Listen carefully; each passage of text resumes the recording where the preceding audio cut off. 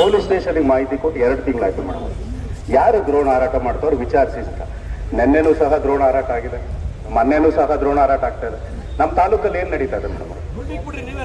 ನಮ್ಗೆ ಮೇಡಮ್ ಅವರೇ, ನಾವಿಲ್ಲಿ ಇರ್ತಕ್ಕಂಥ ರೈತರು ನೀವು ಆಶ್ವಾಸನೆ ಕೊಡೋವರೆಗೂ ನಾವು ಧರಣಿನ ಬಿಡಲ್ಲ.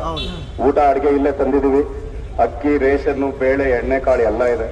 ನೀವು ನಮ್ಮ ರೈತರಿಗೆ, ನೀವು ರೈತರ ಮಗಳು ಅಂತೇಳಿ ನಮ್ಗೆಲ್ಲ ಗೊತ್ತಿದೆ.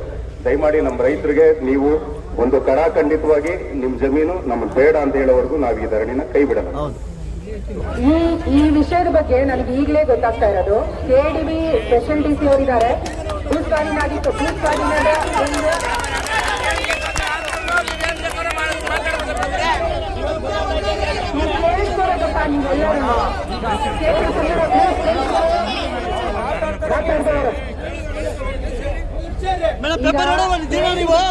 ಯಾವುದೇ ಸರ್ವೆ ಆಗಿಲ್ಲ ಅಂತ ಹೇಳಿ ಒಬ್ಬ ನಮ್ಮ ಅಧಿಕಾರಿ, ಇವರು ಒಂದು ಸೆಲೆಕ್ಷನ್ ಕೇಡರ್ KS ಆಫೀಸರ್ ಇದ್ದಾರೆ. ಇವರು ಖಂಡಿತವಾಗಿ ಹೇಳ್ತಾ ಇದ್ದಾರೆ, KDB ಕಡೆಯಿಂದ ಯಾವುದೇ ಸರ್ವೆ ಆಗಿಲ್ಲ. ಒಂದನೇದಾಗಿ. ಎರಡನೇದಾಗಿ, ನೀವು ಏನು ಡ್ರೋನ್ ಯಾವ್ದು ಹಾರಾಡ್ತಾ ಇದೆ ಅಂತ ಕಂಪ್ಲೇಂಟ್ ಕೊಟ್ಟಿದ್ದೀರಾ, DYSP ಅವರು ಇಲ್ಲೇ ಇದ್ದಾರೆ, ಪಾಂಡುರಂಗ ಅವರು. ಅವ್ರಿಗೆ ಹೇಳ್ತೀನಿ, 15 ದಿನದಲ್ಲಿ ಅದರದ್ದು ವರದಿ ಕೊಡಕ್ಕೆ ಹೇಳ್ತೀನಿ.